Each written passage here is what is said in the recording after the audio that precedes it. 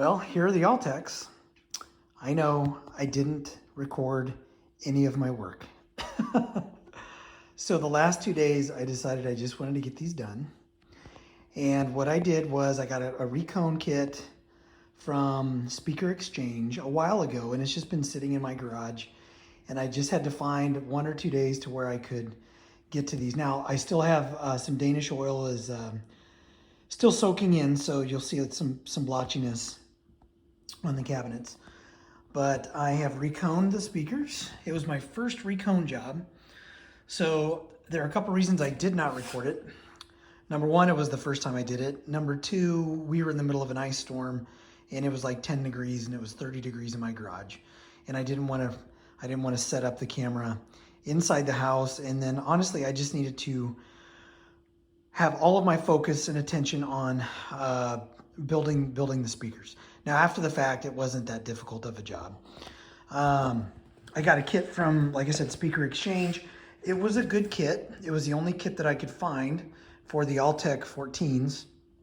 But I'll tell you that the written instructions, they were a little less than clear, and their videos kind of sped through some of the steps. So what I wound up doing on the recone was I watched some Simply Speakers videos. I watched the Speaker Exchange videos, and then I just grabbed some other random ones. So that was kind of the other reason why I didn't do the recone. You can find a recone video out there, and I didn't do anything special, right? The only thing I did was I took my time. I used a heat gun.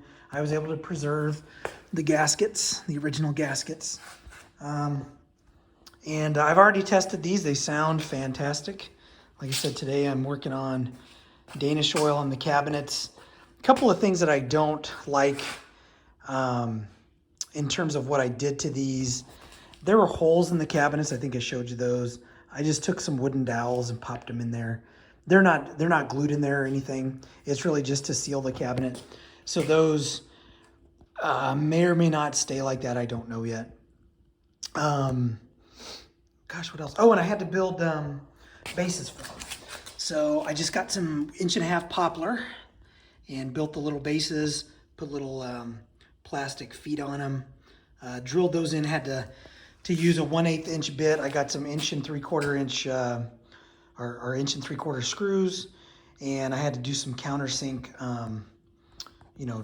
drilling to make sure the screws would kind of go into the bottom of the cabinet and all that stuff. Again, didn't shoot any of that because I just wanted to get it done.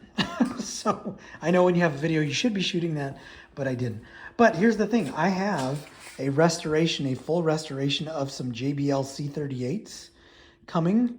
I'm not going to start those probably until May when the weather's warm because they have to be reveneered, and there's a long story behind those. But for that series, I will record everything that I do. A lot of it will be sped through, time-lapse type footage, but I will shoot everything. So yeah, so I just thought I'd take a couple minutes while I clean up my garage and show you the Altecs. What I'll do here in a minute, once I wipe this little last bit of Danish oil off of them, I'm going to connect them to that Yamaha over there, Yamaha R2000 Macintosh, Yamaha R2000, and we'll give them a listen and see how they sound.